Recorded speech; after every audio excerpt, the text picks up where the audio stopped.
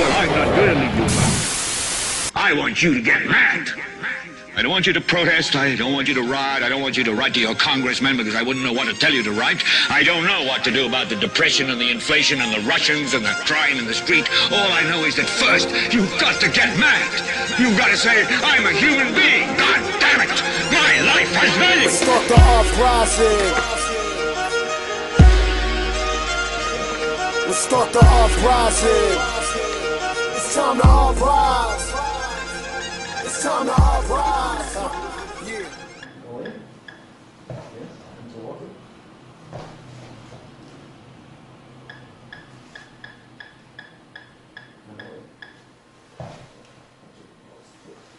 So basically that makes 4, as I Move around the back, the back of his head. Back again? Yeah, hit the back of his head and his neck.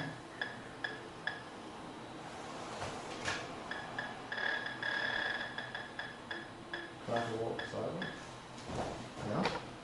Walk.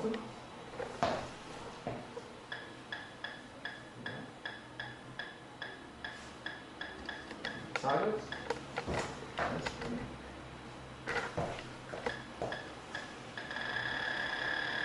And away. Yes. And back again. And away from him. As most of you are probably aware, that I'm a victim of government experiments. This experiment is experimenting with advanced technologies that censors the neurological activity in the brain. With these technologies, a number of possibilities that are thought to be the stuff from science fiction, luckily we all know that's not quite the truth. The real reason for this experimentation, generally people are not aware.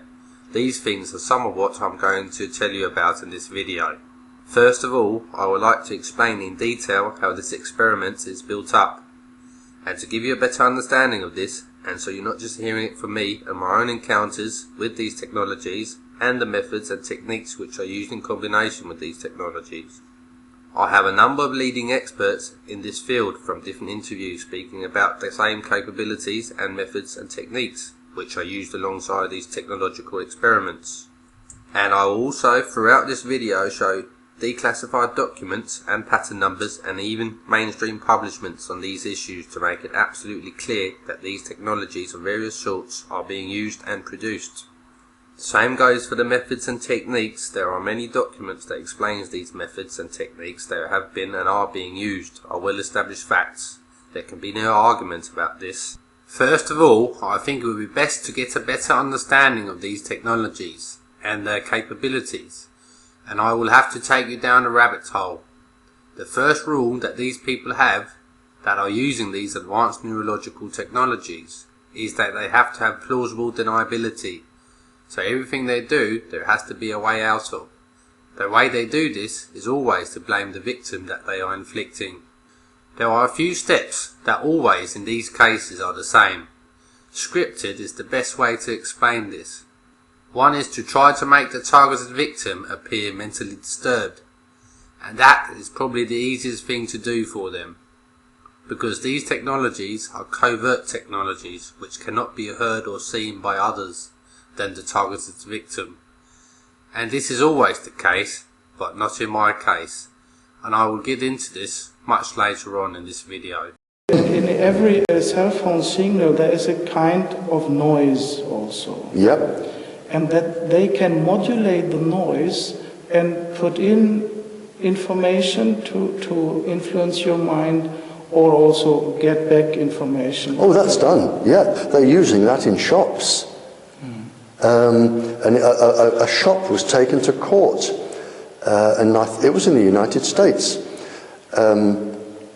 with this system and using auditory hallucination or synthetic hallucination. A shop was targeting people coming into the shop, and the inventor was told that it would only be used to stop people shoplifting. That when they came in, if they wanted to stop them shoplifting, they would send a message saying, "We're watching you, don't steal that." But as soon as the inventor finished, the shops and maybe the government, but somebody said, well, hang on, if we change the message, instead of saying don't steal that, buy it, we will make a profit. And a shop made, I think it was $600,000 using this in 9 months, and they were taken to court. But the government argued, from the transcript I had, the government argued that the system was harmless and no laws were being broken. It is not against the law to send somebody a message. And it was not a subliminal message, it was auditory, synthetic telepathy. They're arguing that it's like music.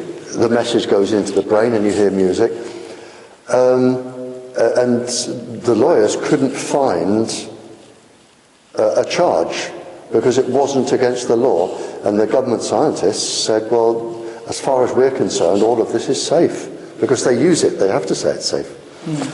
And since then, it has spread to other big chain stores. And we don't know now how many chain stores are using this. But now there are big chain stores and fast food outlets that are targeting certain people to encourage them to spend more money. And that's amazing. And you think, well, we're back to where we started. I mean, what else can you ask them to do? Just supposing, the owner of a shop gets one of these devices and takes it home. And however the message is sent, maybe from a tape or a bit electronic voice these days, supposing the owner sends the message through the wall to his next door neighbour, saying, I admire you, come and sleep with me, or move because you're not wanted here, or you can send it across the street. I mean, somebody's only got to buy one of these and start using it for their own devices, and then we're back to where we started, where you've got people hearing voices and they're getting confused. Synthetic telepathy, this is what they call it themselves. This is where there's a voice projected into your head through an electromagnetic beam that interferes with your own biological impulses that run through every human being in this world. And this way they can make you think that their thoughts are your own. This can be done a few different ways. Either a voice like the one you have when you read a book out loud in your head, or the other way, which is more difficult to tell apart from your own. I call this silence mode, where it's just a thought. So obviously, if you're not aware that you're being targeted, then this is the most likely way they would try to influence you into thinking or acting differently than you otherwise would have done. They also have the capabilities to morph any voice of any person they wish to use, and this is very easy for them, because all they need is a voice sample of the specific person's voice, and these samples can be taken from a variety of places. Often they would choose a person who is close to you and you have some kind of trust in this person, and therefore they often choose voices of people you know. Or if you are a religious person, it's very common in targeted individual communities that people speak of the voice of God or angels. So when they have the specific sample that they intend to use, they run the sample through a computer program where they encode the microwave signal with the specifics of the voice and the command they wish you to hear. And you will perceive these signals with the specifics because it's in human range of frequencies. So your mind will not be able to tell apart from biological impulses to synthetic signals. And I can imagine this is where the name originates from, synthetic telepathy. There are acoustic technologies. American Technology Corporation produces a weapon that's classified as non-lethal that can project sound into people at a distance, very focused beam, and some of the capabilities are often called voice of God weapons. So you can trick somebody into believing they're hearing the voice of God. You can brainwash them to do almost anything. There's the Sony Corporation has 4 patents in the patent office for direct neural stimulation for gaming applications that utilize ultrasonics, which causes a mechanical deformation in the ion channels of neurons. And you can time it just right. You induce a signal or a virtual a reality experience. There's another company, Japanese Telecom, that has a pair of headphones that actually induces a small electric current into the inner ear, and you, with a joystick, you can control somebody's movement due to balance. So there are a lot of applications that are already coming out in the civilian world that are about 30 years behind the military technology.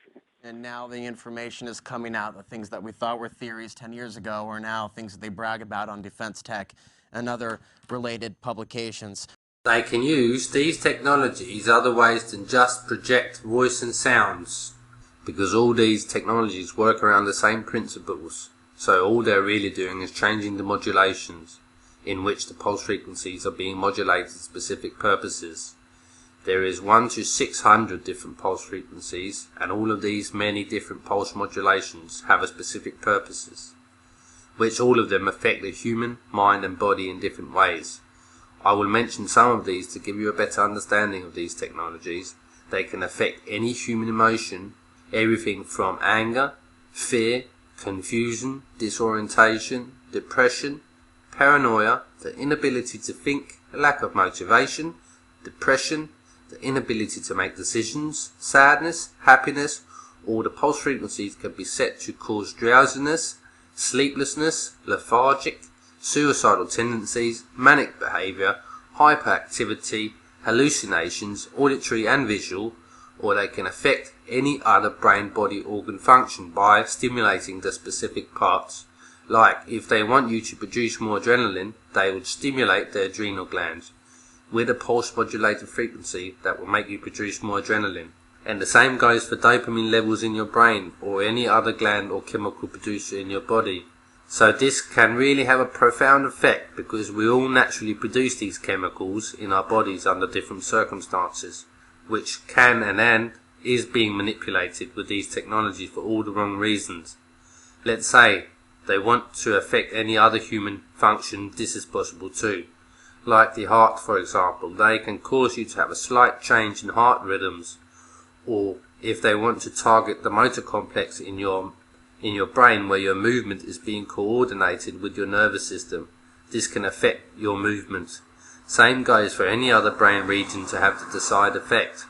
These technologies have the capabilities of hacking and altering every part of any human, because the way we are built up as human beings, with a biological system that runs with electrical impulses, where everything we do, say and see, and even our 5 senses, comes from signals being sent from the nerves to the central nervous system to the brain, where the signals are being decoded into information which we can interpretate as whatever the impulses are supposed to mean.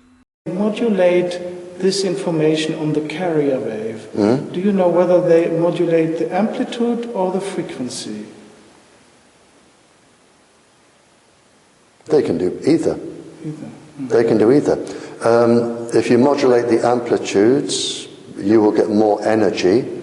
If you modulate the frequency, you will get more vibration. You can do either. It depends on the energy. You'll probably end up doing both. But you would, with the noise, you can also put in anything from the 1 to the 600 pulse frequencies as well. So you could make somebody feel incredibly happy and indecisive or decisive, so they will buy something or do something. You can also put in the pulse frequencies. Psychic warfare, information warfare, psychological warfare. So it spans a very large group of classifications of weapon systems and warfare systems. people sort of assume what I can't see can't hurt me, and that's just, obviously wrong. We see only a small portion of the electromagnetic spectrum. We don't see all the radar light we're bathed in. So the way that there are many types of directed energy weapons, most people immediately think of the simple ones, the lasers, microwave weapons, like ADS, active denial service. And that's not how the system works. It uses something much more complicated that directs energy at specific human beings, but it's a very small amount of energy, but it's directed towards a biochemical mechanism, the ions that are used in the electrical system of your brain, of your nervous system, and of your heart. And it uses a technique called ion cyclotron resonance. So the directed energy that most people assume that it's being done near field, somebody in the apartment next to me is targeting me. It's actually a global system and can only be done on a global basis through a distributed grid of arrays, and they call it ionospheric holography, ionospheric heaters, ionosondes. They go by a lot of different names, but it's all the same weapon system. And the best term that I usually use for them are radar weapons. Mm-hmm. And anything you can get a signature from through this grid, you can very precisely target energy back to them. And it really becomes while the victims feel like they are being fried from this energy, it's really a nervous system weapon that causes all the same stimuli as if you're being tortured in a variety of ways, mm-hmm. As well as specific mind control thoughts, tactics. Another capability worth mentioning with these neurological technologies is what you can call a virtual reality experience. This capability, they can create a virtual story and an environment which is played out in the brain of the targeted victim, which you would perceive in the same kind of way that you perceive a dream in your sleep. You can also call this dream engineering. The way this works is the same way that we perceive what we look at with our eyes. This is an example. Imagine you're looking onto a field in the countryside where there's an old house with some farm animals. How do we know what these things are? Because we have learnt that a house is a house and a field is a field, and so forth. But what the eyes are really seeing is a load of information which then gets decoded in our brain to information that we understand. So this is how the eyes can be boycotted, and the synthetic signals will be sent directly to the brain, where we interpret sight in the visual cortex, where the visual cortex will communicate with the hippocampus in the brain, where memory and associations are stored. It's very much like the same principles as synthetic telepathy, just sight instead of sound. And if anyone should have any doubts that this is feasible, they only have to do a little research on a bionic eye and see how that works, which is mainstream and in the civilian world, which is 30 years behind the military complex and governments and agencies in the telecommunication industry. This is where the weapon system gets so amazing. We're going to take a step into the future now. It's actually the past. That's the only way people can believe that it exists. 1980 or 90, George Bush Sr. declared it the year of the brain. They were going to completely decipher it, and you can they did it. They actually deciphered the human brain. Everyone is just variances off of fundamental common algorithms. This is what makes us all human. And so any part of the brain can be connected to. That's why they're called neurological weapons, but it goes way beyond that. Mm-hmm. And, the positive uses get very exciting. Yeah. But at the time, I only studied the negative uses, and mm-hmm. those are the people that are most vocal, and this is the weaponized uses. So, yes, remote viewing. This is how it's done, is that you can modulate into the visual cortex of another human brain, let's say in a sensory deprivation tank, or vice versa. You can create sort of a new sense, a sixth sense will be grown in, and they will be able to see visions of ghosts and demons and whatever they project. There is two capabilities with the neurological weapons that goes hand in hand with the synthetic telepathy and the virtual reality experience. One of them is that they have a method for wiping the memory clean, so this means they can delete things from your memory. I'm not exactly sure how this works, but I can say with certainty this is possible. They nearly always do this to me when they have used the virtual reality engineered experience on me in my sleep. And there is two reasons for this. One is they don't want me to know what they are fabricating in these virtual reality engineered experiences for the public's eyes, which I will get into later on in this video.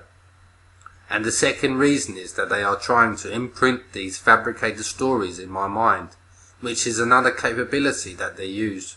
They can create a false memory set into a person's head, and if you are not aware, you can be led to believe that these false memories, which are created and placed in your brain, where memory is stored in the hippocampus, you can suddenly start to believe that these memories are your own, but yet as fake as a $3 bill, as Dr. Nick Begich says it nicely. Again, a lot of people are going to disagree with me, but one of the effects that the CIA has been working on for a long, long time with all these neurological weapons is how do you place false memories? Remember, there's this big organization called the False Memory Syndrome, and you track back a lot of the people that started that. They were on the CIA payroll, it turns out. And what it is they're real memories, but they're false events physically. But the brain doesn't distinguish between the two. So you can create, virtual memories in people, and some of the people fully believe that actually these events actually happen to them. And, I know that they're neurological test subjects, and because the experience is so intense, you cannot talk them out of it, that it really happened. But the trauma, the long-term trauma done to the person is very real. Memory, it's being even played off in terms of Gulf War syndrome and in terms of the shock that people come out of the war with. The shock, the fear, the memories, the post-traumatic stress syndrome that boils out of these war efforts. And so what are we hearing about? Ways to wipe the memory clean so people can forget all those bad experiences. Do they really go away, or do they just get driven deeper into the subconscious where they do their real work at breaking down the consciousness of a human being, where they can't get played out, they can't get worked out, they get suppressed, and suppressed conflicting ideas are the root to a lot of the psychosis we see in the world today. This is the solution of military planners. Wipe out the memory of the gladiator so they don't know what they did. And somehow that will excuse the behavior and save that person's soul. No, it won't. It'll mask the pain and let it break out in some weird, irrational way, because that's what happens when you suppress these kinds of memories. Secondly, maybe we want these guys to remember what they did because maybe some of the things that they were directed to do they shouldn't have done in the first place. Maybe the memories that they have of the abuses that we inflict on others are memories that somebody ought to be testifying to someday, instead of bearing because now we have a technology that can mask the behavior of our troops in combat. That's not the answer. ADS is the technology that has been declassified. ADS stands for Active Denial System. This is a directed energy weapon, classification, non-lethal. This system is used for crowd control. It works by sending a high-powered microwave beam that heats the surface of the skin of the targeted individual to unbearable levels of pain and discomfort, without leaving a mark because of the penetration only goes a few millimeters into the skin, just enough to get the nerves. The best way to describe the feeling of being roasted with this so-called non-lethal weapon is by having your head too close to a very hot oven. These are some of the possibilities with these technologies. Some are used more than others. This is personalized to whoever these people decide to target. And it all boils down to behavioral modification. This is a term they themselves like to use, because people are nearly in all cases controlled by their emotions. And this is why this really is a weapon. They call technologies like these non-lethal weapons, but the name for these kinds of weapons should surely be called self-inflicting lethal weapons. And this is another one of their rules. Their purpose is nearly always not to cause bodily harm to any of their targets with physical contact. That's why these methods are called non-touch torture techniques, trying to cause such a disturbance in the lives of the targets that we ourselves cause own bodily harm. Suicide is not uncommon for targeted individuals. Another factor worth mentioning is self-discrediting, because if you try and tell your doctor or any other institution or family member or friends, it's very easy to end up in a mental institution under false pretenses. Because what you are explaining is synthetics, mimicking what you normally call schizophrenia or delusional disorders. So this is where you have to be extremely careful not blabbing away to just anyone about these things without having it all down to scientific explanations and some proof. And this is another reason why I myself haven't been more public than I have, but now I'm more confident with explaining these certain technologies used on me. And I have enough proof to back me up in my announcements. Here are some of the names these technologies are going under: directed energy weapons, wireless cybernetics, bioelectromagnetic weapons, radio frequency weapons, biocommunication, psychotronics, and many, many more. Called Centurion candidate, some super spy that would be pre-programmed to do destruction or gather intelligence, and if captured would have absolutely no knowledge of any of it. Well, he started this work in the 20s. By the 1930s, his work was classified. By the 1960s, the material he had published, he acknowledged that he created these super spies, that he spent 9 to 10 months, and 1 out of 5 people were subject to this level of programming, where he would subject them to 9 to 10 months of programming where he literally split the personality into 2 separate human beings within the same body, programming one to be the super spy, where they could function in another country without detection, and if captured would have no memory of their true self. And yet when they returned to the United States, this altered consciousness could be re-triggered to remember everything they collected in the foreign country and their true self. The problem is, you can't put Humpty Dumpty back together again. Once you fracture a human being in this way, you've effectively destroyed them forever.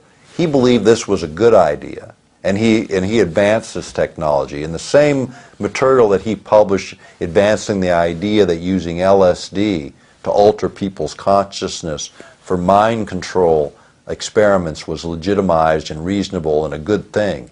That's what he wrote in his published work. At the same time, the Central Intelligence Agency later was revealed to be experimenting with LSD on 8,000 men and women in the armed services alone, not to mention the civilian sector. Now I will be talking about methods and techniques which are used alongside these neurological technologies. And I'll be speaking from a personal perspective from my encounters with these different methods and techniques. Now I think it's a good time to explain the process that I went through. This is a textbook method of breaking the targeted victim down, and it's called trauma-based mind control. The goal is to break the victim down to such an extent that they fracture the personality within the person, and then build the person up again with split personalities. And there will be different alters within the different personalities without the victim being consciously aware. And here is how this can be done. They create trauma with fear and a constant fear of death, humiliation, often sexual humiliation, make you believe that you are being physically raped. You have no one to talk to about these things that you are being led to believe, because in most cases you have been alienated from family and friends, so you're all alone.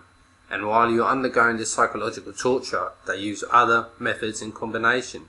Here's a few: sleep deprivation, sensory deprivation, constant verbal abuse while you're awake to your conscious mind and in your sleep to your subconscious mind, where they can and will show you extremely disturbing images. In my case, everything from the most extreme violence of murder and death to the most sick and disturbing sexual images, and I mean sick. This can last from months to years. When it's really bad, you're being bombarded 24/7, 7 days a week. I can say from personal experience with this kind of experimentation, it takes a hell of a lot to get through these nightmares, literally going through hell and still haven't come back quite yet. The key to survival in these extreme circumstances is knowledge of what they're trying to do to you. because if you know their procedures, then it's a lot harder for them to try to convince you of all sorts of weird and strange and bizarre things when you have the acquired knowledge of what exactly is going on. And they would try to convince you in so many ways it's unbelievable. When you distance yourself from what they say and show, then you will soon find out that all these scenarios and stories they tell you are scripted, and they will not deviate very much from these selected scripts, and you can catch them out on different lies and contradictions. There are ways. I haven't heard of that method, but I have heard of other methods where people can be reprogrammed to do, for an experiment, to do what the government wants them to do. And in fact, it's incredibly easy. You can break the average person down for total reprogramming in just 30 hours. And that's without pain, without hypnosis, without drugs. The average person can be broken down in 30 hours. Usually, all they have to do is put you into a cell, no food, no water, no sound, and you're in total darkness, absolute darkness, no sound, no water, nothing. And within 30 hours, you are hallucinating, really hallucinating. Then, and this is so easy, I mean, I could do it. And then with, they call it synthetic telepathy. Microwaves can go right into the brain, and you hear a voice. And the psychiatrists beforehand, or the investigators, they would know a voice which you found comforting. Now, for a lady, it may be, if she loved her grandfather, it would be her grandfather's voice. Oh, really? If you are religious, it would be an angel, or Jesus, or Mohammed, or somebody. But when you've been in for 30 hours, and you're hallucinating, then the voice comes in. And of course, they can do this straight through the wall. Yes. The voice comes in, very soft, very soothing, very calming. Are you in trouble? I really am so sorry. Let me help. And over months or years, however long it takes, you will come just to rely on this voice. And if you don't do what this voice suggests, then the voice disappears and you're back in trouble. So you learn, a bit like heroin, you learn to depend on this very friendly voice. And if you talk to the voice and you're agreeable with the voice, you get food and you get light and and then when you go home, the voice can wake you up in the middle of the night when you're sleeping and ask you questions, and then once you are absolutely totally dependent on the voice, like heroin, it can say, now, the problem that you've been through was caused by, and it could be a religious sect, it could be a group of people. Yeah, they always come with a false a group of people, dark-skinned, fair-skinned, whatever, but it will be somebody. And they would say, now what I need you to do is help us defeat these people. And the next thing you've got is a bomber or a murderer or... The reason for the breaking down of personality with this kind of extreme trauma-based mind control method is that they thought they could turn me into a kind of Manchurian candidate, not for assassinations or super soldier, but for getting rid of me when they were done experimenting on me with the neurological technologies. The way they planned this was that they were trying to program me to be extremely violent and trying to imprint extremely disturbing sexual thoughts to match the behaviour and the thought patterns of a very disturbed and sick monster that they are accusing me to be. If this had succeeded, it would have been the best cover story for them, because of the different accusations are of this very kind of nasty and depraved nature, And another reason for why this is very important for them is that this experimentation is going on in this very public manner. So obviously they had hoped that people weren't going to find out the extent of this experimentation and the many capabilities with these neurological weapons, which people didn't even know existed, and many people still don't. Luckily they did not succeed in these horrendous attempts to imprint this kind of sickening and inhumane behaviour. I was able, by the skin of my teeth, to withstand the psychological torture and the mental rape, because I can distinguish between their sick and depraved thoughts to know that's the synthetics, and I know my own thought processes. If this wasn't the case, I wouldn't have been able to make this video, and I would have been locked up a long time ago. Groups of that it won't work on. I think so too, yes. And I know this when I was, I use the word questioning, but when I was talking to spies and agents and international criminals and terrorists, it was over a cup of coffee, and I spoke to them as if they were ladies and gentlemen, like I'm talking to you. And if they wanted to talk, they did, and if they didn't, they didn't. But over the years, 11 years, there was only one that I never, ever managed to get anything from at all. Mm. It's unknown, if you had 100 people, how many could be controlled. Probably I would think maybe between 80 and 90 could be controlled. Maybe 1 in 10 couldn't. Let's venture a bit further down the rabbit hole. Now I'll be speaking of my encounters with methods and techniques which are used on me on a daily basis. Some of you are probably going to recognise some of the things I'm going to tell you about, and some of you probably will not. As I was saying before, all targeted individuals who are targeted with electromagnetic weapons are in all cases alone with their perpetrators, and only the targeted individual and the people who are in control of what is being sent to you know what you're experiencing. This is where my case stands far out from the rest of the people claiming to be victimised by these weapon systems and the methods and techniques which are used alongside these technologies. As most of you are probably aware that the experimentation on me is public, so this brings a whole new level to the experimentation which has never been done before right out in the open. And there are a number of reasons for this, and I can say with 100% certainty the reasons you are told are false and fabricated, fraudulent justifications for what they are doing.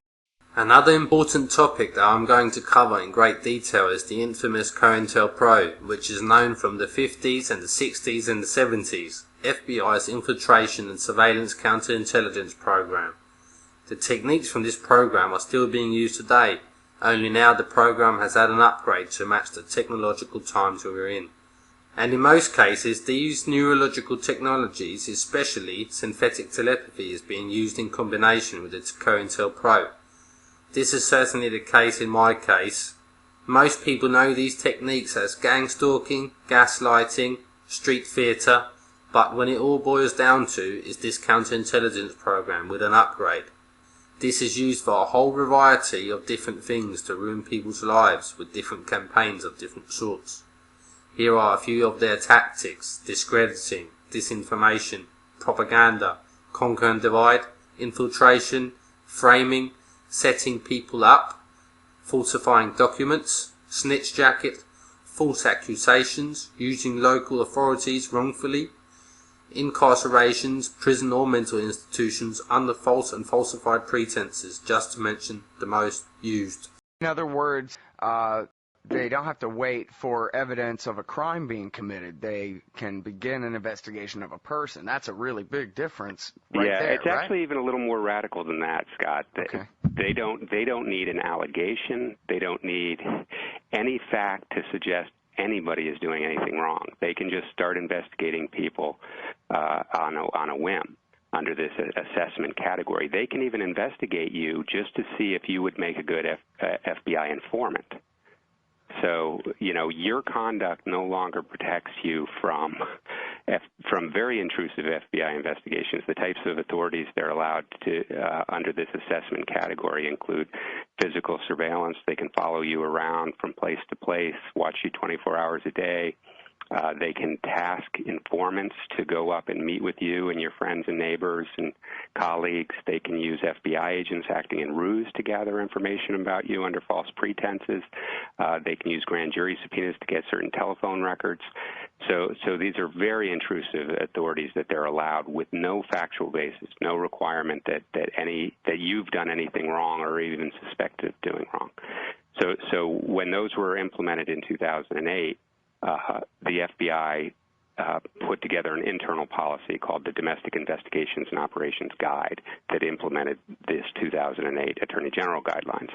Well, we got called in last month because they were letting us know that they were going to amend that, just a couple of years later, to give themselves even more authority so that FBI agents could actually start gathering information about you even without opening an assessment. So, even just the minor administrative hurdle of actually opening an official case, they can start collecting this information from commercial databases. These are subscription services, not, just online stuff. They can go to state and local law enforcement and gather information. Again, this isn't just criminal information. This could be information where you were a victim or a witness to a crime, and they could collect that information without even opening up a case. And so we thought that was extraordinarily broad claim of authority to investigate completely innocent Americans. Now we're back into a situation where the FBI is all but unregulated again and is being authorized by the Department of Justice to investigate completely innocent people. And what happened under the Hoover era when there weren't rules was that people moved from investigating somebody who was actually doing something wrong to somebody who was saying something that an agent perceived as anti-government to somebody who's just, supporting a particular political position, and started using techniques rather than just criminal justice techniques, rather than just charging them with crimes. They were using these other what were called dirty tricks, mailing anonymous letters to your boss to try to get you fired, mailing information to your spouse to cause matrimonial disharmony. I mean, really awful things. And what we've seen since 9/11 when these rules have been changed is the FBI is once again investigating groups because of their political beliefs. There was just a Department of Justice Inspector General report released in 2010 that detailed that the FBI had spent years investigating groups like Greenpeace and People for the Ethical Treatment of Animals and the Thomas Merton Peace and Justice Center for their political beliefs, and were gathering First Amendment information about their First Amendment activities that was being put in FBI files. Mm-hmm. So unfortunately, not too surprisingly, once you remove the rules, this type of abuse is going to occur again. A few words about propaganda. In this experimentation, the human research part of this experimentation is hidden in plain sight under the concept or the game, whatever you want to call it, because the people who are controlling this whole thing don't want you to know that this is a major human experimentation, not just on me, but people in general for many different reasons, which I won't get into too much now. Let's focus on the propaganda and the reasons for this constant propaganda, which demonizes and ridicules me. They need to constantly be spreading this kind of information so people are preoccupied with all the different stories that are coming out, not just over this system but on mainstream radio and television worldwide, because it's so important for them to have the majority's blessings and people who are willingly to participate in the harassment campaigns against me. Because if people were aware of the real reasons for this, people would be horrified and scared that this could happen to anyone for no particular reason. So therefore they need to have people are focusing on the concept and everything that goes with it, which is 90% fake and fabricated, synthetics and virtual reality animations, because people have tendencies to believe everything they see and nearly everything they hear. But with these technological systems, this can be manipulated and fabricated to the desired reactions they want people to have, and therefore generally people are focusing on the distraction instead of the very clear picture of a systematic experimentation. Okay. And this is why you see more propaganda when I come forward with information that clearly presents so many lies and contradictions in their stories about me. So they flood the system with information that demonizes or ridicules me depending on the situation. So people won't take me seriously or won't look into the different information, where people will be able to find out that these people are not looking to end this experimentation, and will even be able to find out that these people do not have our best interest in mind at all. Use entrapment types of methods to gather information. How widespread is entrapment among law enforcement agencies in the U.S.? In my experience, and I've worked with several federal agencies and several local police departments as an informant. And I'll tell you this, on each and every operation and case I worked on, a large degree of entrapment is the principal method. That's not justice. That is a grave injustice. And I believe the FBI must rethink their policies and procedures, because I believe that entrapment creates enemies. Because all entrapment really is the bottom line, it is setting someone up. Now let me tell you how this is built up. They use everyone for their own means, and the things that they are promoting are scripted procedures from Cointelpro, where you who participate in actually using these promoted techniques on me are taking the role which under normal circumstances would be agents or private security operation style operatives, who would be using these techniques to try and create fear and or humiliation to discredit me in public. And not only that, also to ridicule me so people won't take me as seriously as they otherwise would have done. And this is where the people who participate uses the intel which is being given to them through these technological means, where all the people who have the capability means to listening in onto this two-way communication system, which really is a controlled environment because they are the only ones who have the power to control when the system is turned on or off for the public, or edited when it's beneficial for them, where you the people are being shown and told a variety of strange and perverted, twisted and bizarre stories about me. These people in control of this experimentation are using the technological means to create fraudulent fabrications through their system. You are being told that these false fabrications are reconstructions of real-life scenarios, and this is why people are gladly participating in these horrendous Cointelpro techniques, which are designed to make me act out towards people in an unjust way. Because, as you all know, that you have been told never to give anything away and always deny everything and anything. So this is why I cannot just put people straight when these stories of various sorts are being regurgitated from what people have heard or seen, or even commanded to harass me with.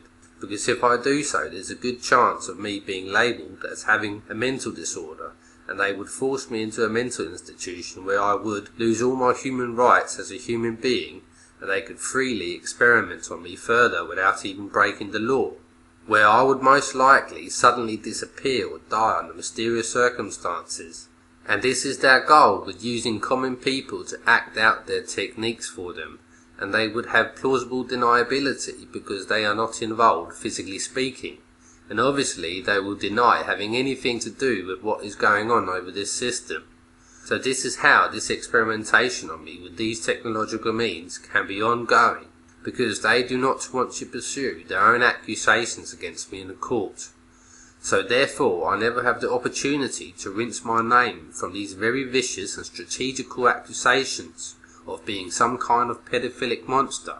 And this is purely the most effective method of controlling people and their belief systems, at the same time having the public's blessings to do whatever they feel like. We've got two things happening here. We've got the attack on children and young people to destroy their morality. In fact, you could say it's the first stage in starting to groom them the way a paedophile would want them groomed. TSA, groping them, they admit that's training.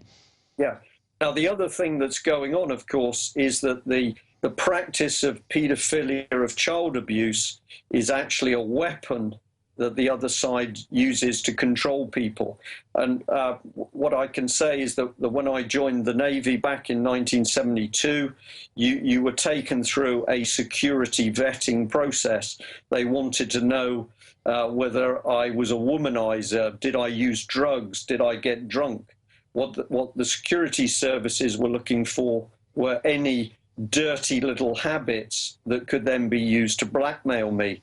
We've now got to the stage by this progressive decline in morality. We have British politicians who take drugs. We've got the British politicians who steal their expense money. We've got British politicians that use prostitutes, male or female, it doesn't matter. They're having affairs, they're swapping wives. Now, the moment that is normal behavior, how do you blackmail them? Now, what is the one thing left? Well, there's two things left that you can blackmail people over. One is the abuse of children, and the other is bestiality. So there's a gentleman, a senator in the island of Jersey, the Channel Islands, as we call them, between France and Britain. And the senator of Jersey, he was called Savray. He stood up and warned people about the abuse of children in Jersey, and in particular in the children's home Haute de la Garenne. He was hounded out of his job. He was victimized. But he said one thing which is such a powerful statement. He says, governments love nothing better than paedophilia, because paedophilia is the means by which they can control people. So you've got these very, very dark people at high level. They want to draw politicians and bankers and top policemen and militarymen into this depraved area of child abuse, because the moment they've been caught in that net, they can be blackmailed to do the rest of their bidding. And this is why they have their second objective. This method is referred to in the Cointelpro documentation as a snitch jacket. It means labelling someone as a snitch or an informant. And in my case, even leading people to believe that I'm an agent of some kind. All three have been pursued in several attempts to have me killed, because I'm speaking out. And obviously this gives them plausible deniability. Let me tell you how they can do this. They use the neurological technology to create fraudulent fabrications of different scenarios, to make people believe that I have grasped people up in the past before I became a targeted individual. Where they use the technological means the same way they do with accusations and using members of the public to participate in the Cointelpro harassment campaigns against me. So all they have to do is take a situation out of one's life, which they can do through this technology, and reconstruct it to their benefits. So if they want someone to believe that you have grasped someone up, they will take a given story that they know that the specific group or person that they want to use to take care of their problem for them knows about. So they use the fundamentals from the real situation or story and reconstruct it in a way that they still have some of the fundamentals from the real story, which the group or person will be able to relate to. And from there they build on these points. They create a fabricated version of the given story, in which will be created in such a way that the targeted group or person will be led to believe that the story or situation that they knew of or were involved in was completely different to what they thought from the beginning. Where obviously it's created in a way that you are snitching on the specific people who are targeted to carry out their dirty work for them. So this is a very effective tool to take someone's identity and causing death by spreading lies and disinformation in the person's name. And this technology even gives them the capability to change one's history from any given point in your life. For over a year. But I disagree. And the reason why I disagree is because entrapment methods never stop. It always grows. There's no boundaries for it.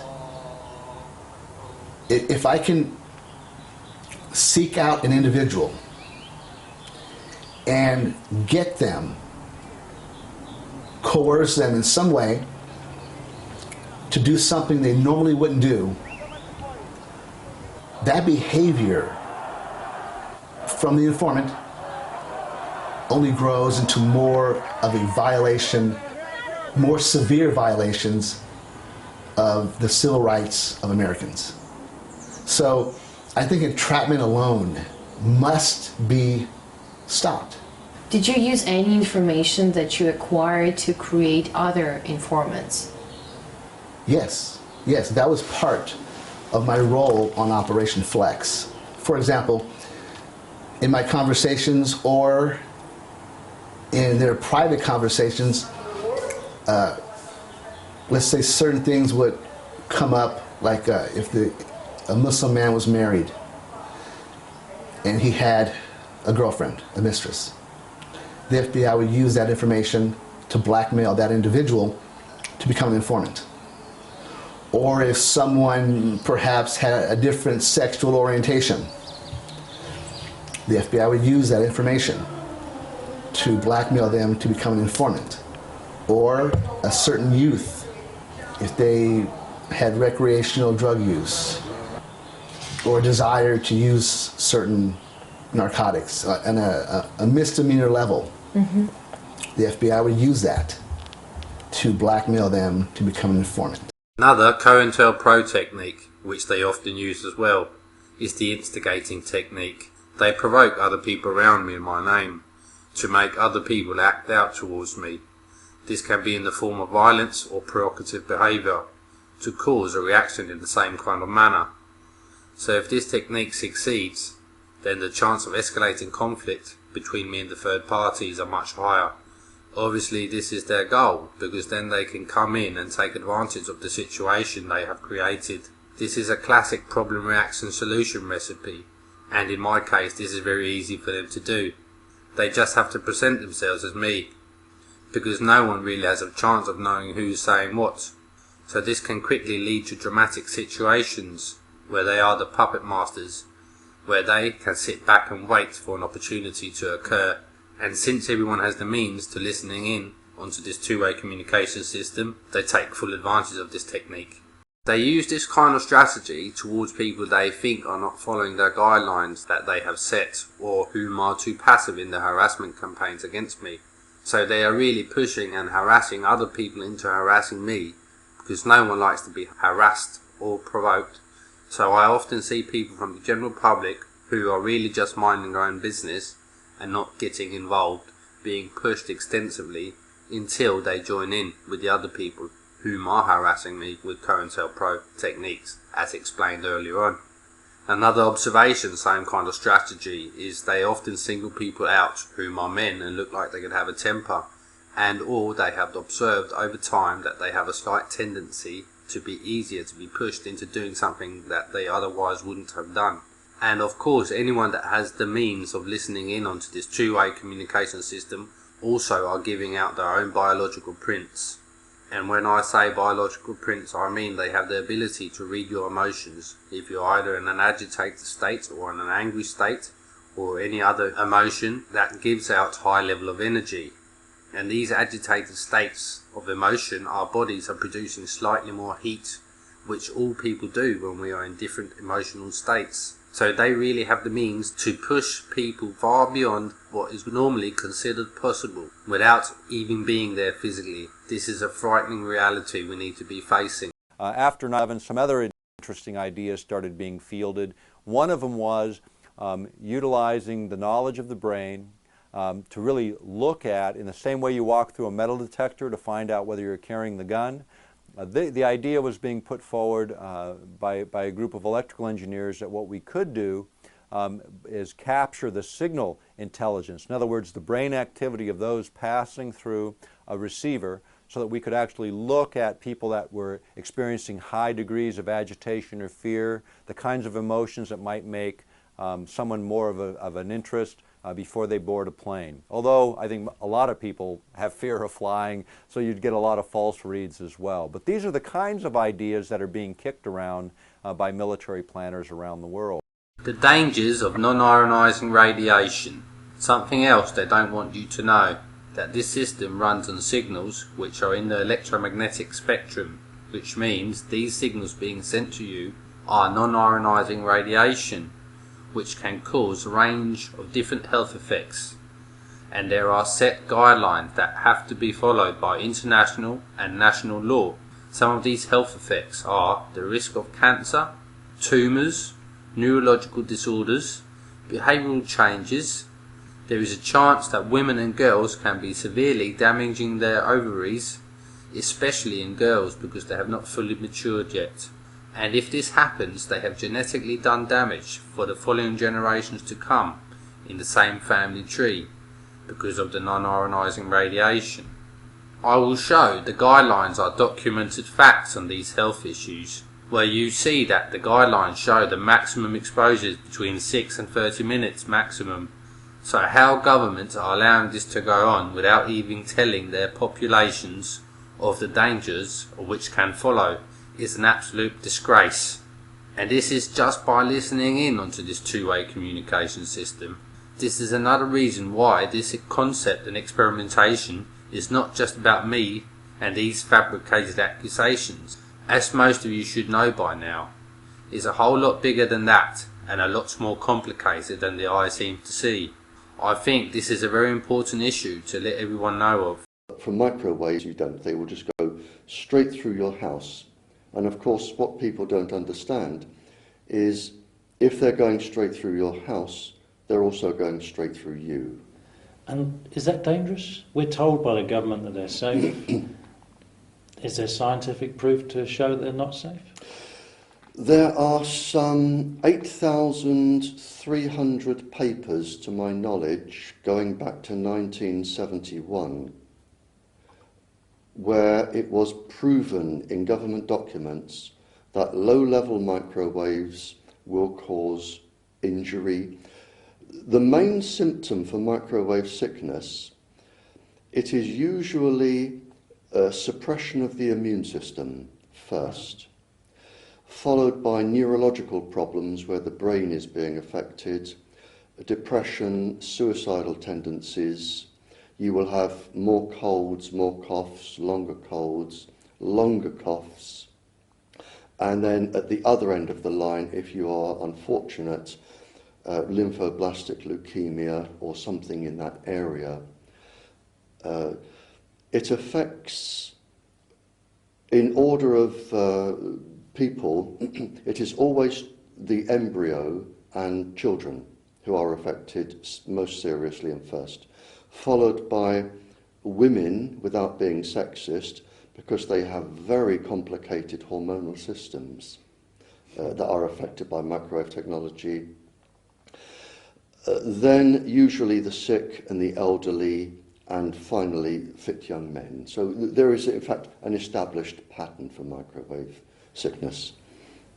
And you mentioned cancers. Are we seeing an increase in the number of cancers? Oh yes, and going back to your previous question, there is absolute proof. There are, to my knowledge, to date, there are 4 High Court judgments proving that low-level microwaves will cause cancer. There are 12 epidemiological studies showing that people who live around transmitters, particularly within 500 meters, will get more cancer, more neurological and psychiatric illnesses than people who don't. And there are, to my knowledge, 20 if you count my latest one, there are 19 published legal judgments, not high courts, but legal judgments from mayors, councils, magistrates, ordering transmitters to be taken down, where it is believed that they have caused cancer to the local population.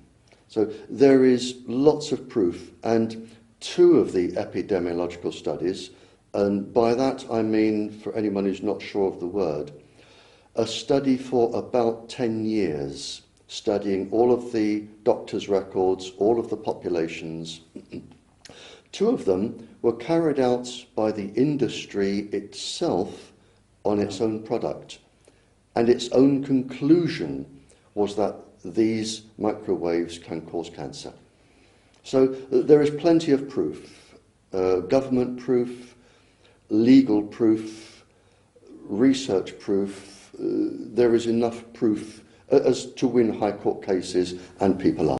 The bigger picture with using these neurological technologies, I think it's fair to say that these technologies are being introduced into the civilian world because there is a whole range of different applications that these technologies could be used for in the civilian world, which will give governments a hell of a lot more power and control over their populations, where everyone is already more or less locked onto a security grid, because everyone has the means of listening in onto this two-way communication system that has been set up over the last 2 years under false pretenses, where everyone has been told that this whole experimentation and the concept, which everyone is paying close attention to worldwide, is to solve horrendous crimes of me being accused of being a paedophile, where these accusations have been played out over this technological system, which everyone has been able to follow over the internet and over this two-way communication system, where I have been labelled and judged from day one without ever being charged or prosecuted for any of these false and fabricated accusations. This has been purely for self-justification for this atrocious human research experiment. So this way the end justifies the means, and the means is to implement these technologies on a wide scale without people being outraged and horrified that this kind of inhumane treatment and publicised demonisation can happen to anyone for no particular reason. And not only that, also the privacy issues with being under surveillance and broadcasted it worldwide. So they have had to make and create an elaborate fiction, and this has been possible by using the classified advanced neurological technology, because the general population haven't got a clue what is possible with technologies that people didn't and many still don't know exist. So therefore this has been able to go on for as long as it has, without people really being bothered that this is happening and in this public manner that it is. Because as long as they can justify themselves, this keeps the general populations focusing on the distraction instead of the real objectives and the agendas that are very clear to see if you only look. But obviously they know that people are generally very busy with work and other things like family and sports and so forth. And people have very bad tendencies to believe everything that governments and media tells them to believe. And this technology is so devious and sophisticated that you have to know the capabilities and the minds of the people who are operating these weapon systems to know the real truth. Because this way of propagating to the world is surely the most effective PR propaganda machine ever to be used. So therefore mass populations are being desensitized to government tyranny, where torture and endless harassment campaigns are a good thing, even cool and trendy, and even funny. But what people are not thinking is that we the 99% are losing our natural born freedoms and liberties, where our rights are being more and more reduced. And this is not just in my country here in Denmark where this experimentation is taking place, but everywhere where people are being shown and told that this is what governments are capable of doing to their citizens, and governments can and will publicise and demonise and ridicule a person or group to turn the public against the group or person. And this experimentation and the concept is setting a precedence, not just for us but for the many generations to come. So your children and your grandchildren's future are going to be affected by this, because governments are getting away with everything without even having probable cause. And since they do not want to pursue their own accusations against me, and not even willing to acknowledge what millions of people around the world are well aware of, this means they cannot be held accountable for this gross violation of human and constitutional rights. My rights have been completely abolished. This way they are above the law. And just think the many different capabilities with these neurological weapons that you have witnessed yourselves. Think of this being fully implemented in our daily lives across society and will most likely be mandatory sooner rather than later. This is the reality we need to be facing in the 21st century. Now I will explain in detail what they also are constantly trying to accomplish. This is a part of the Cointelpro program, where their mission is to have me institutionalized into a mental institution, because then they can't be held accountable for this experimentation and the concept. This is built up on a few steps. The first is, as explained earlier on in this video, using public people around me to discredit and ridicule me in hopes of me acting out towards the people who are constantly harassing me with the information which is given out over this system. The second step is using education institutes where I'm currently at school. They use teachers the same way they use people from the general public. The only thing is that the teachers have some kind of authority, which means when they join in with the students in the harassment campaigns, they have authority to note and report on me. So anything that I am retaliating with verbally is being noted and reported. So the way this looks in the reports that I'm just acting out towards people for no reason whatsoever, because they are obviously denying doing or saying anything. And this way, they make unofficial instigated and propagated reactions official in their reports on me. I'm obviously aware, so I keep my retaliations on a very low, and have to take a lot of shit and listen to so many lies that is unbelievable, which in a normal situation never would be this way. But because people see how governments are promoting this kind of behaviour, even encouraging people to do so, and a lot of people think if they only stick together and deny everything and anything, they can get away with anything, which obviously is ridiculous and pathetic. Let me tell you about some covert attempts to try to have me committed into a mental institution. This is also mentioned in the Cointelpro report, using government institutes wrongfully.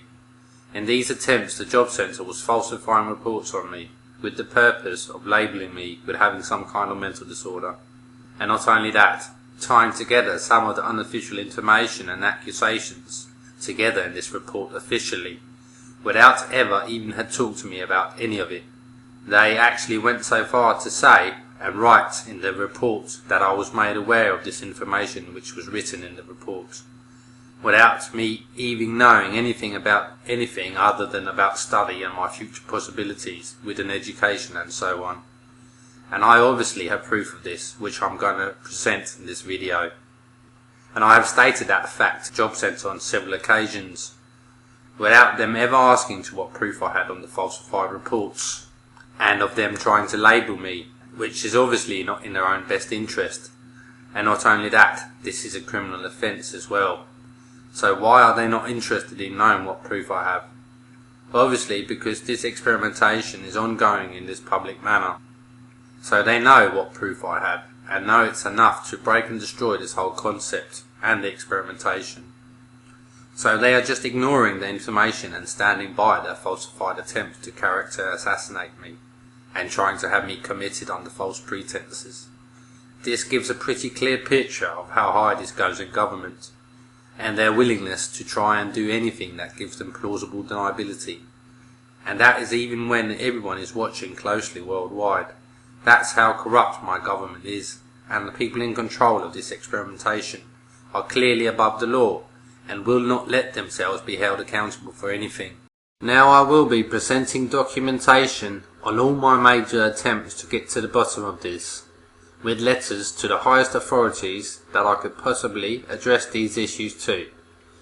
It's important for me to state, before I begin, that the documentation is obviously in Danish. I will translate and explain along the way. My translations can be cross-checked with the documentation that I'm going to present, or the Freedom of Information Act, if people really want to get to the bottom of this. I sent my first letters back in December 2011 to the Minister of Justice. I did not get a reply, so I sent the letter again directly to the Minister of Justice, Mr. Morten Bødskov, which is supposed to be the top authority regarding law, police, secret service, so obviously this is the best place to address these same issues which I have covered in this video, where I explain everything from the accusations of being some kind of paedophile and or rapist to the murder accusation, and explain in detail the very many rumours that have been circulating the world that I was allegedly being kidnapped, drugged and raped.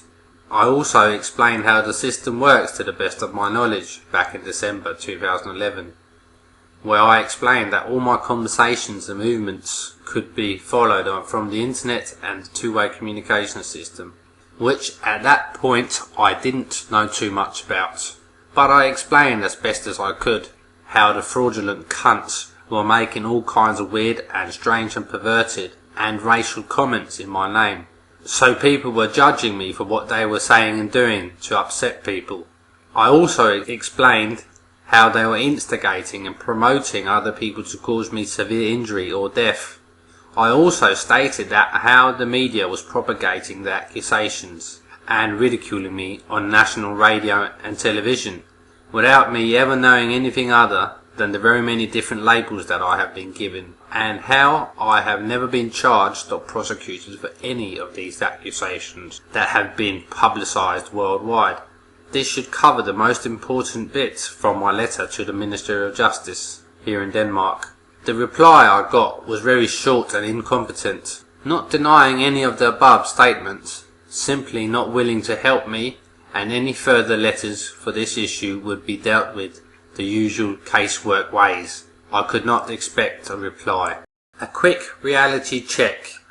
If any government authorities suspect someone of a crime, they have an obligation by law to notify the police, and then the police have an obligation to interrogate and prosecute if the suspected person is guilty beyond reasonable doubt. And reasonable doubt is in most cases settled in court by a judge. That's how the justice system works here in Denmark.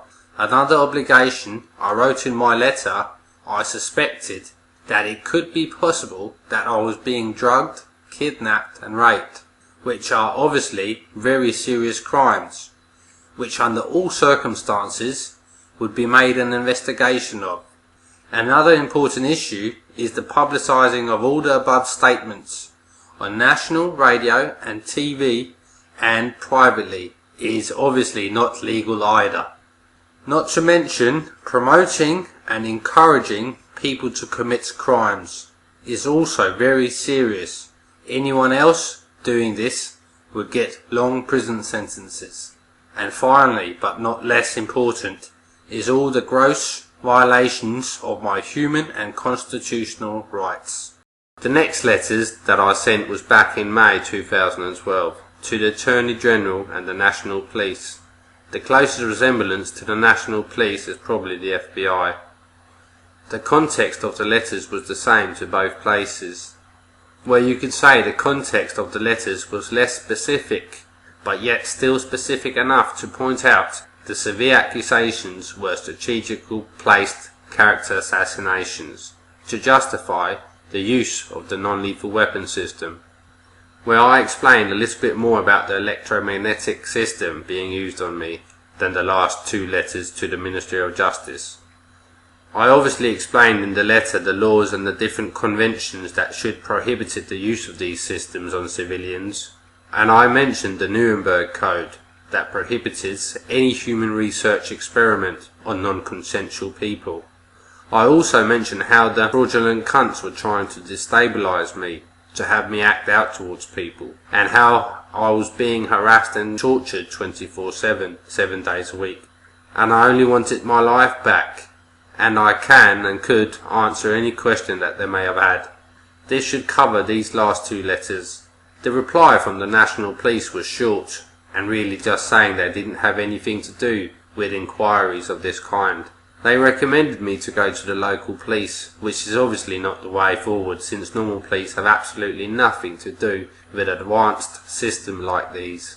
The reply from the Attorney General was somewhat different, but still not willing to help in any way, even that this Attorney General's office had to do with international crimes. And since this has been going on in England and Denmark, and as we can all hear, one part of the people controlling the system are clearly of English entity. So there can be no argument about this is the right place to address these issues too. I was able by law to appeal against the decision, which I did. The appeal was denied, and the reasoning for denial is absolutely disgraceful and corrupt, which makes everything very clear, but I will get into this letter in a short while. Another factor that I have stated in nearly all my letters to government authorities is that if a person is under surveillance of any kind, there has to be given a warrant from a judge. And the law here in Denmark says, under administration of justice, paragraph 783, that if a person is under surveillance for more than 4 weeks thereafter, there has to be given a new warrant every 4 weeks. And obviously there has to be circumstantial evidence of the person committing a crime or has committed a crime, and the surveillance is for investigation purposes. So I have written to the courts in my district to apply for Freedom of Information Act to see if there have been given any warrants to have me under surveillance of any kind. My request was granted, and I have a clear message from the court that they have no such warrants given out to have me under surveillance from all the way back to April 2011 until September 2012, and I will obviously be presenting this information. So how can this be when everyone knows that I'm under what you can call very invasive and manipulative sensory input surveillance, which is being publicised worldwide? Here is some more proof that this experimentation is being publicised, and my personal information is being given out left and right. Things like social security number, my address, telephone number, my name, signature, bank details, and of course my private information and thoughts. And all this is without mentioning all the bullshit inputs and virtual fabricated movies that are coming out every single day in my name. The proof that I'm going to be presenting is a clear case of identity theft, where someone has used my personal information that people have been able to hear and see over the two-way communication system to gain themselves possession over my warranty on a bike that I had in a shop to be mended, where the person who has done this has had to know my social security number and my full name, my address and telephone number, and has even been able to do my signature, and not the least have had the knowledge of the bike being there in the first place. This is a hell of a lot of information to know to be pure coincidence. I obviously reported to the police that someone had used my personal information in a shop to cash out the warranty that I still had on my bike, which was being mended, which the police tried to cover this up with saying that this was a theft of a bike, which I have clear evidence of from the shop that this isn't the case. But obviously it leaves government authorities out in the open to be sued in court if they hadn't have covered this up, because as we all know that this information is being given out daily, and some entity in government who are in control of this system are not interested in giving me official proof of what millions of people already know, myself included of course. So I took this to the next level and made a complaint to the Attorney General in this district, where I sent all the evidence of the situation and my conversations with the manager of the shop, who was trying to make it appear as if I had cashed in the warranty on my bike beforehand, coming to pick my bike up from the menders, which I have recordings of all my conversations with the people from the shop. And not only that, I made sure to get the shop manager to write out documentation on what had happened to the money that I had on the warranty. And even though I had all this evidence, even from the shop manager himself saying that someone had gotten the money by using my personal information, and the District Attorney General still went along with the first cover story of this being a simple bike theft, which in any court this cover story wouldn't last a minute. Now to the last letters that I'm going to present. I sent a letter the 18th of June and a second letter on 24th of July. I had to send the letter twice to get a reply. These letters were follow-up letters from the ones I sent to the National Police and the Attorney General's Office for International Crimes. As I was saying before, that I appealed the decision not to make an investigation out of my claims. The appeal was sent to the top National Attorney General, where I specified in much greater detail everything from the very nasty and serious accusations against me to the laws and conventions that prohibited the use of these electromagnetic systems on civilian people. And I did so by finding national and international laws and European Parliament's paragraphs stating that these systems and the experimentations are not to be done on non-consensual individuals. The same goes for the torture and the harassment, which you will be able to see in the documentation. I also stated what I told you early on, with warrants have to be given to have people under surveillance. Another important issue is the diplomatic problems with having foreign intelligence services acting against a Danish citizen on Danish soil. This is a very serious violation of international law, not just against me, to my own government as well. So obviously the Danish government is not only covering this up, but are participating in trying to have me committed and or killed by other non-government entities. Now to the reply, which I didn't get until the 29th of October 2012, that stated that my appeal was not granted, because they are allegedly saying that they did not get my letter until the 24th of July 2012, which is the second letter that I sent, and I have proof of that, which I will present. The reason for the Attorney General to make this statement is that this is over the time period given to make an appeal on an earlier judgment. So they are just denying having received my first letter, which is in the set time frame given to make an appeal, which gives a pretty clear picture of how my own government are doing everything in their power not to give me any form of legal opportunities to have this experimentation and the very many nasty accusations against me trialled in court, not to mention all the above. So this way they can keep the public uninformed and have people believe all their continuous lies that are coming out every single day, which clearly leaves me alienated and disconnected to any form of social companionship, and therefore it's much harder for me to get the truth out there, because I never have the opportunity to be heard on a platform that is not controlled by the fraudulent cunts and their constant campaigns against me. So this is a very cruel and vicious circle that never ends, and they can keep pushing their real objectives and agendas on everyone, while everyone is paying attention to the distraction instead of the real objectives and agendas that are very clear to see. As I said, I have proof of this dirty and corrupt diversion, just to keep this experimentation and the concept ongoing. Don't forget, I also stated the very serious allegations in my letter, and none of the reply letters had mentioned anything about their own accusations, which is completely and utterly unheard of.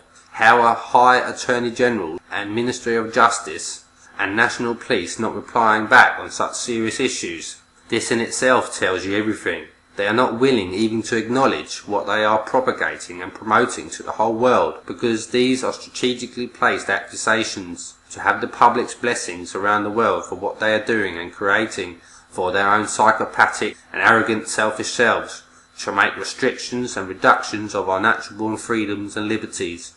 This is really a war on democracy and freedom itself, taken over by a bunch of technocrats and bureaucrat elites, policy makers, using technology and science to imprison the souls of free men and women around the world, so we won't revolt against this tyranny that is being pushed from equator to equator. I say no more. Enough is enough.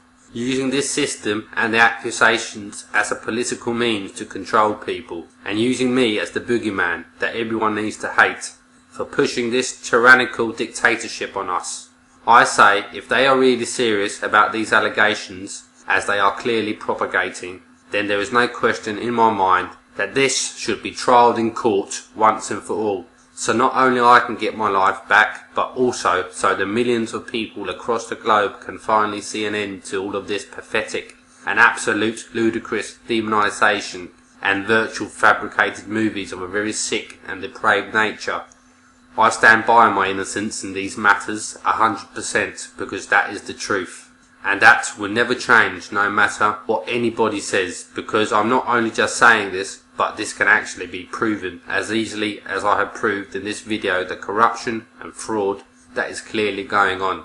To have this experimentation and the concept continued running, I say you the people out there demand to know the truth, and have the truth come out in a manner that is not only constitutional but human, and not some classified system that no one even knows how works and who what the operators are. Let the truth be heard globally, so this kind of thing does not happen again, and the people responsible for this should definitely be held accountable for their actions, and let justice be served.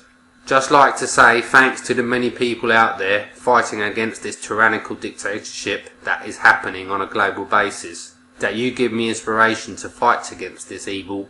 And I know that one day I will be a free man again.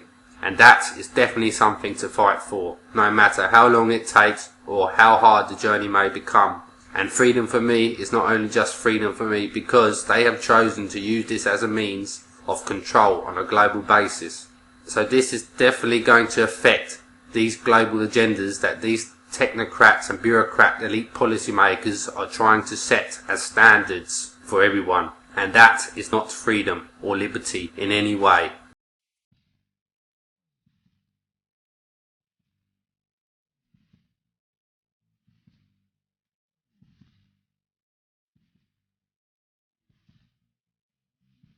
Everything's corrupt. Everything's fucked up.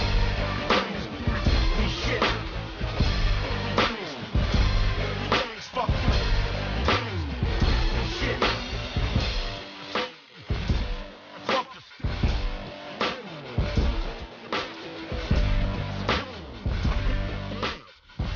ass. Shit.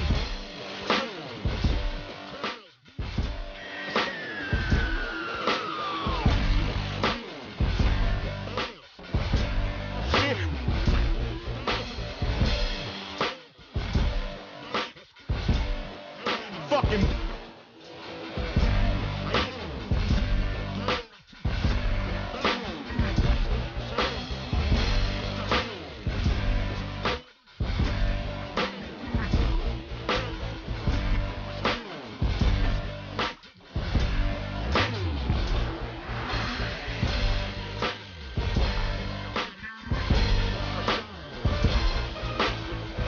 everything's corrupt, everything's fucked up, everything's by the fuck, we shit out of luck.